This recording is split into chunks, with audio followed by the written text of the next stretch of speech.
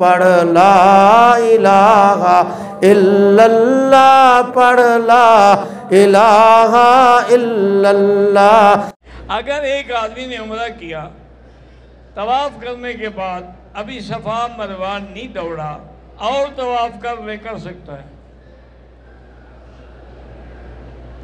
صفا مروہ کے بعد 2 رکعت پڑھنا ضروری نہیں ہے۔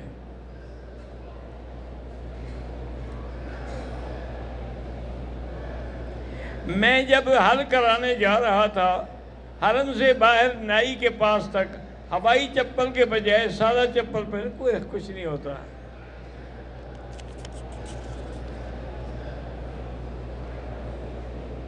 میں اچ شریف سے آیا ہوں، میری 5 بیٹیاں ہیں، اللہ پاک اولاد نرینہ بھی عطا فرمائیں۔ یہ سب میرے اللہ کے فیصلے ہیں۔ یہب لمن یشاء اناثا ویہب لمن یشاء الذکور، وہ چاہے تو لڑکی دیں چاہے تو لڑکا دیں، او یزوجہم ذکرانا و اناثا، چاہے تو جوڑے دیں اور چاہے تو کچھ بھی نہ دیں، ان کی مرضی ہے۔ آپ وہ شریف میں تو بہت پیر ہیں، آپ کو ایک لڑکا بھی نہیں دیا ابھی تک انہوں نے۔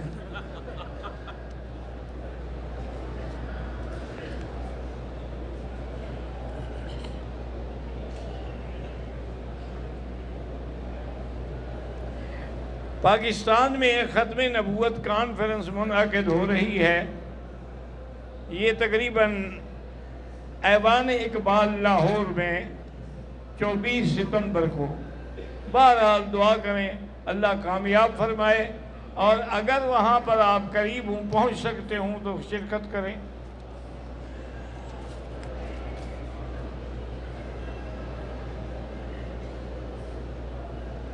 2 دن پہلے ہم نے عمرہ کیا تھا، آج پھر عمرہ کیا، تو پہلے میں نے ساتھی کا سر منڈا، پھر اپنا، کوئی حرج نہیں۔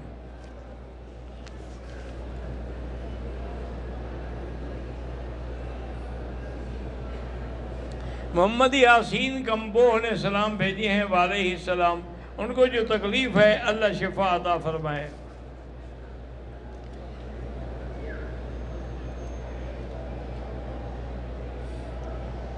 بارہ سال سے جمعہ پڑھتے ہیں اور کچھ ظہر پڑھتے، پتہ نہیں کیا صاف نہیں لکھا ہوا۔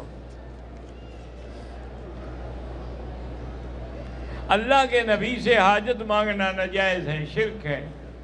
حاجت اللہ سے مانگیں۔ حضور کس سے مانگتے تھے؟ اللہ سے مانگتے تھے، تو پھر ہماری کیا طاقت ہے؟ جس ملک سے بھی آئے ہیں وہ مسافر ہیں، نماز قصر پڑھنی ہوگی۔ طواف وداع ہم نے کر لیا، پھر اگر موقع ملے تو حرم میں نماز پڑھ سکتے ہیں، بالکل پڑھ سکتے ہیں۔